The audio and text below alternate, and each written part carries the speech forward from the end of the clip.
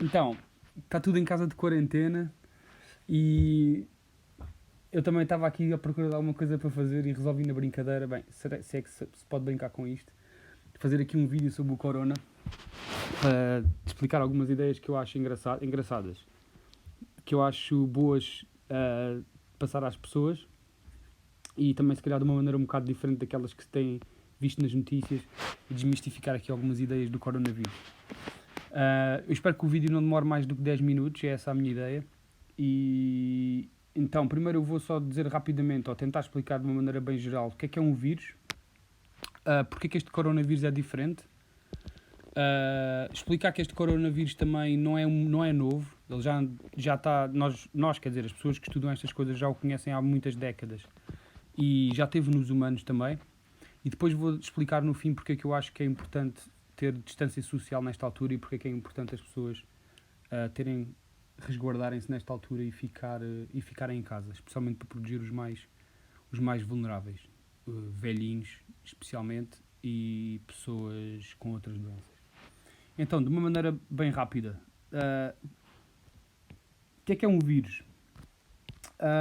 Um vírus é uma coisa engraçada porque, ou pelo menos eu acho engraçada, porque deve ser daquelas coisas que moram no universo, que moram no mundo, que são o perfeito exemplo de alguma coisa que vive na fronteira entre aquilo que é um objeto e aquilo que é vida, aquilo que é um ser vivo. Porquê?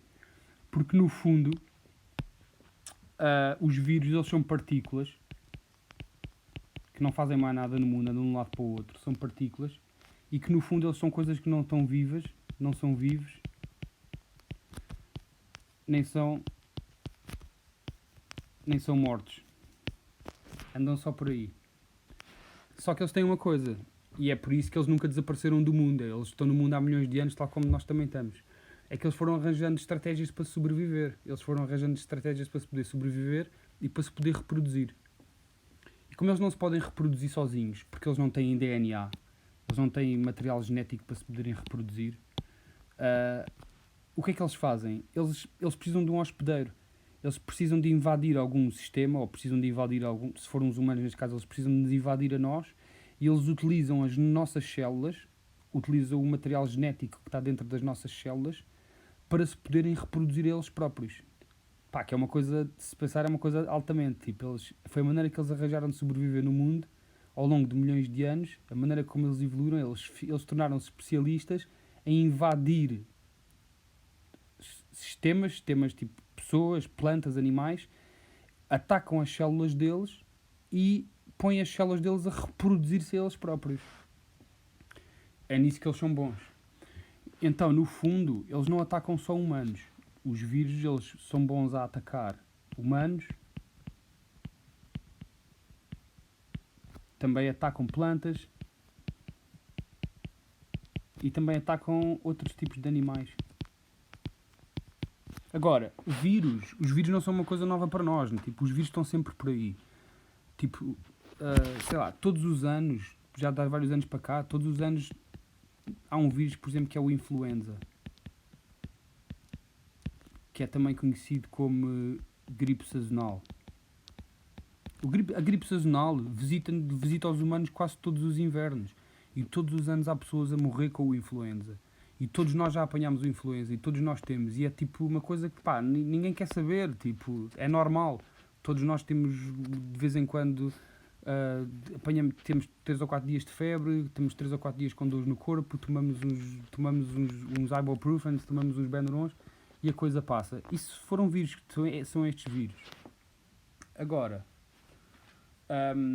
o que é que geralmente acontece? O que é que acontece quase sempre? Os vírus, eles são sempre específicos.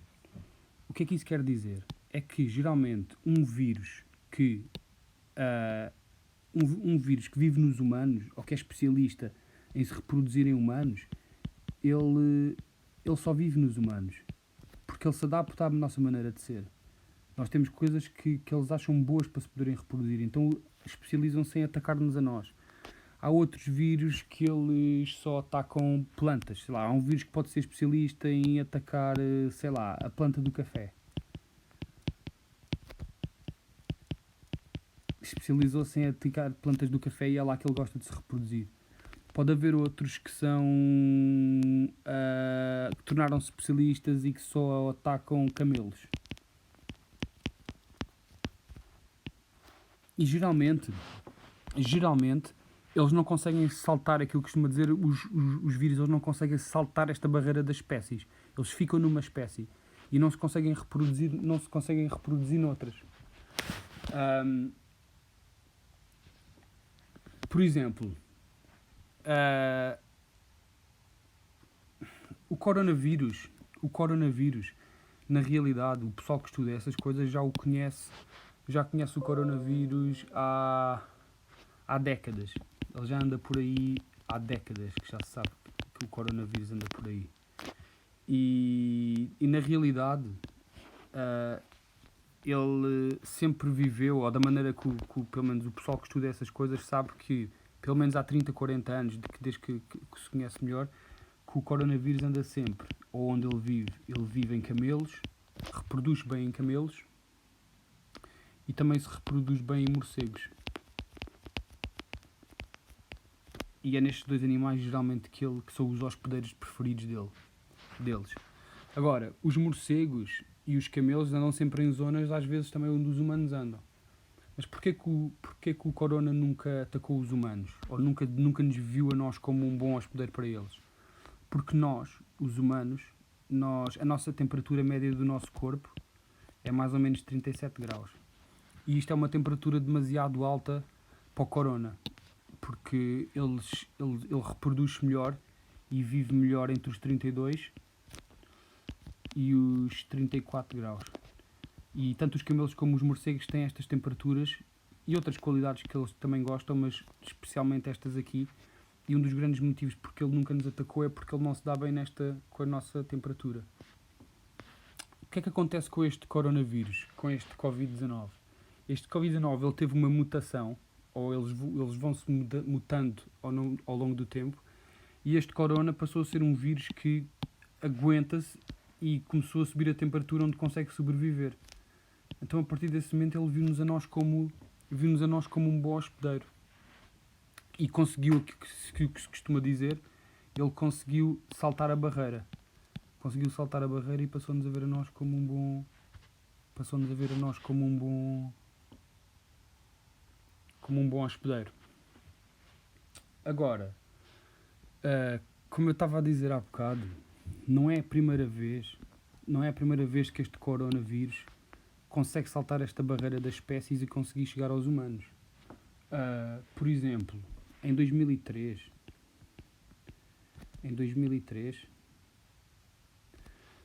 ele já conseguiu saltar esta barreira. E ele passou de morcegos para gatos e de gatos para os humanos. Conseguiu saltar esta barreira e conseguiu passar. E na altura, em 2003, o nome oficial dele, o nome do vírus em si, era SARS-CoV. E a doença que ele causava, que ficou conhecida e que também matou algumas pessoas nessa altura, ficou conhecida como SARS.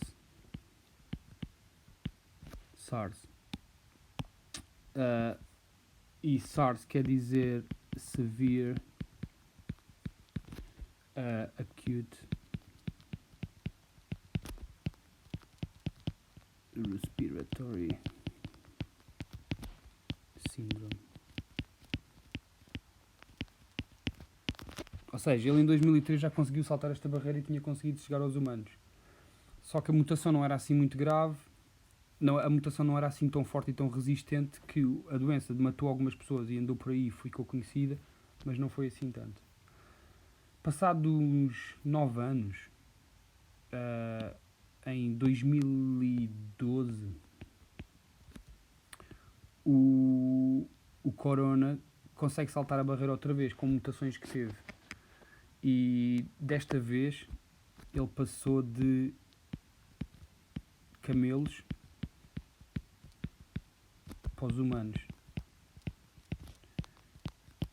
Eu tinha-me esquecido de dizer aqui em cima que este SARS, isto também foi na China. Que também que aconteceu. E que foi o epicentro. Enquanto que este aqui de 2012 passou de camelos para humanos e foi num país qualquer que eu não sei agora aqui qual é que é, mas foi um país nas Arábias. E esta espécie de corona causou uma doença, tinha outro nome científico que eu também não lembro qual é que é, mas a doença que ele causou aos humanos foi o MERS.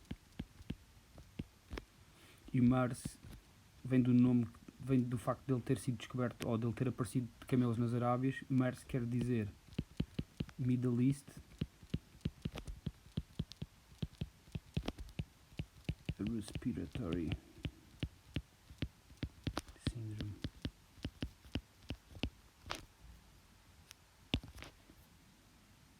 Middle East Respiratory Syndrome. E foi em 2012 e num desses países nas Arábias. Agora, em 2020 ou em 2019, ele volta a saltar a barreira e consegue vir outra vez até aos humanos. Agora, comparando com o MERS e comparando com o SARS, qual é que é a grande diferença, para já, pelo menos em termos de números, deste Covid-19? É que, primeiro, ele espalha-se muito mais.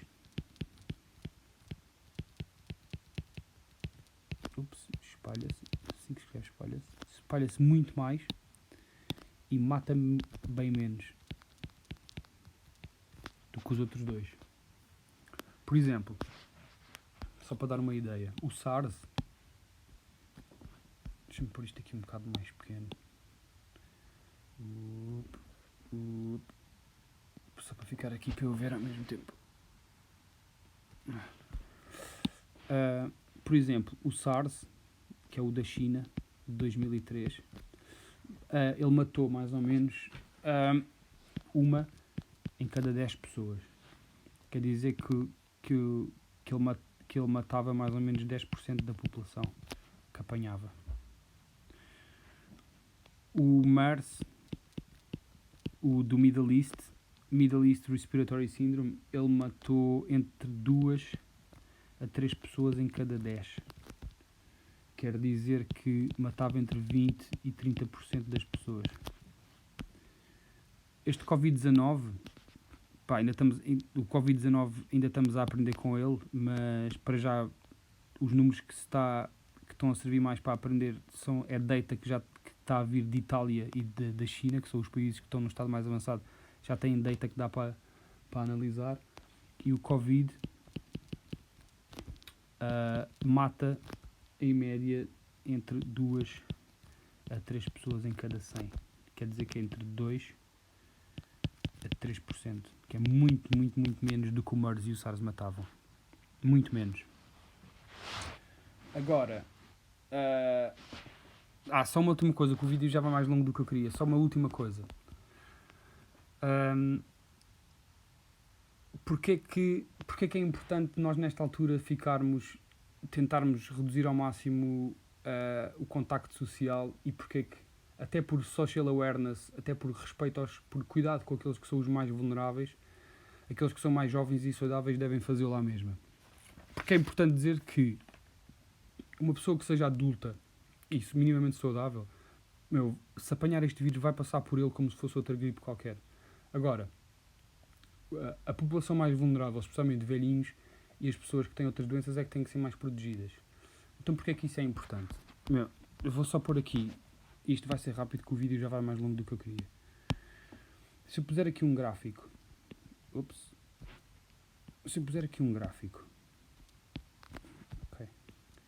que neste axis aqui vertical nós tivermos o número de casos, e aqui tivermos o tempo. O que é que está a acontecer e quando se tem dito agora nos últimos dias que isto aqui entrou numa curva exponencial, o que é uma curva exponencial e o que é que isso quer dizer? Isso quer dizer que a curva vai ser isto, vai ser assim. consigo desenhar isto assim. A curva vai ser assim.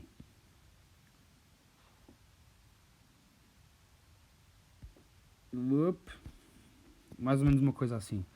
E o que é que isto quer dizer? Isto aqui quer dizer que num curto espaço de tempo, vai haver muita gente que vai ser infectada de repente. E depois isto vai baixar rápido. Porquê que vai baixar rápido?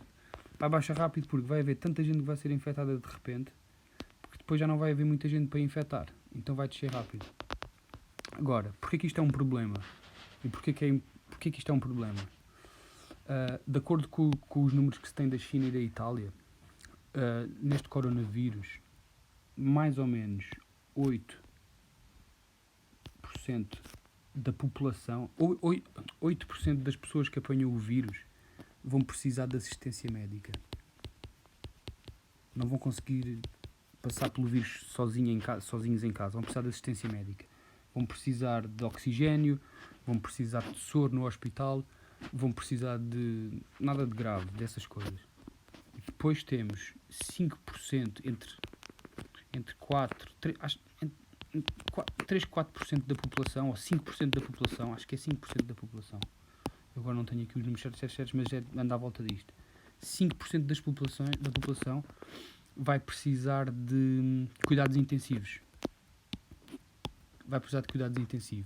E isto é quase tudo velhinhos e pessoas com outras doenças. 5% da população vai precisar de cuidados intensivos. O que é que isso quer dizer? Isto quer dizer que se nós tivermos 100 pessoas infectadas, 5 vão precisar de cuidados intensivos. Se nós tivermos 1000 pessoas infectadas, 50 vão precisar de cuidados intensivos. Se nós tivermos 10.000 pessoas infectadas, 500 vão precisar de cuidados intensivos. E por aí fora. O que é que isso quer dizer? Os serviços de saúde de cada país são limitados, certo? O número de camas de hospitais, especialmente para cuidados intensivos, seja o número de camas numa vila, o número de camas numa cidade, o número de camas num país, são limitados. Cada país tem os seus. Por muito mais desenvolvido que o país seja, como é que se diz? A capacidade de resposta é limitada. Então nós vamos supor, por exemplo, em Portugal, que a capacidade é esta, aqui. Se isto aqui é o número de casos, a partir daqui, esta é a resposta que dá para ter. Isto é o número de pessoas que o Sistema, por exemplo, Nacional de Saúde, e eu não sei se é a realidade ou não, isto é como um exemplo, a partir este é o número de pessoas máximo que dá para ter ao mesmo tempo, por exemplo, nos cuidados intensivos ou no hospital. Aqui. O que é que isto quer dizer? Quer dizer que estas pessoas aqui têm lugar para ser bem tratadas enquanto estiverem doentes, mas o que é que vai acontecer a estas pessoas aqui? Não dá. Não vai haver capacidade de resposta. Vai ter que haver pessoas a ser tratadas nos corredores, vai ter que haver pessoas a ser tratadas de maneiras que não são as mais adequadas. Por isso é que se tem dito nos últimos dias, e por isso é que tem que se batido tanto nesta tecla, que é essencial, e tem que partir de cada um de nós, baixar esta curva. O que é que quer dizer baixar esta curva? Agora é que eu prometo que já estou quase a acabar, que isto já está bem mais longo do que eu queria. O que é baixar esta curva? Espera aí, ups. O que é baixar esta curva? Baixar esta curva é... Nós vamos ter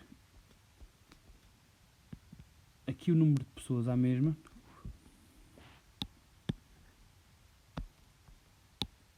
Espera aí, desculpa.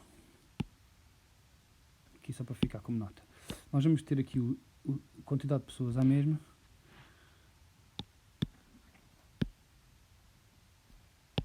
E aqui o tempo. Só que o tempo aqui vai ser muito mais longo. O que é que vai acontecer e porquê é que se diz que é tão importante baixar a curva? Se nós reduzimos o contacto social e que todos nós ficamos em casa mais tempo, a probabilidade de andarmos a passar uns aos outros vai ser muito menor. Então o que é que vai acontecer? Quer dizer que num espaço de tempo, em vez de ser o pico que nós estamos a ver ali em cima, o que a curva vai fazer isto.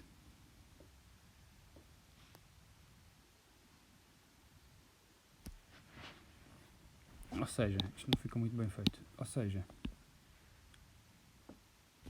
também não é assim. Bem, também não interessa muito. É só mais ou menos ficar assim. O que é que acontece? Quer dizer que a ideia aqui, nós ao fazemos isto, não quer dizer que vai haver menos gente infectada. O número de pessoas infectadas vai ser o mesmo. Esta área aqui vai ser igual a esta área aqui. O número de pessoas infectadas não vai mudar. Aquilo que nós estamos a... pode mudar. Aquilo que nós estamos a fazer aqui é abaixar esta curva, de maneira que a capacidade de resposta dos hospitais agora está aqui. O que é que acontece? O vírus vai andar por aí e vai continuar a afetar pessoas muito mais tempo, durante muito mais tempo, em vez daqui demorar um mês, em vez daqui ser, por exemplo, um mês ou um mês e meio, o vírus pode andar aqui durante 4 meses, só que nestes 4 meses vai sempre andar aqui abaixo da capacidade de resposta dos hospitais. O que é que isto quer dizer? Quer dizer que não há ninguém que não vá ser tratado da maneira que deveria ser, da melhor maneira. E isto é muito importante, especialmente para as pessoas que são mais vulneráveis. Por isso é que tem que partir de cada um de nós e da atitude de cada um, neste momento, reduzir ao máximo os contactos sociais. As pessoas que se puderem isolar devem se isolar em casa. Não é preciso ser aquela coisa apocalíptica de ninguém pode ver ninguém, não. Não é isso, é tipo reduzir ao máximo e pensar especialmente nas pessoas que são mais vulneráveis. Tá bom? Acho que é tudo e pronto, espero que tenham gostado e beijinhos e abraços a todos e espero que nos vejamos em breve. Beijinhos. Tchau, tchau.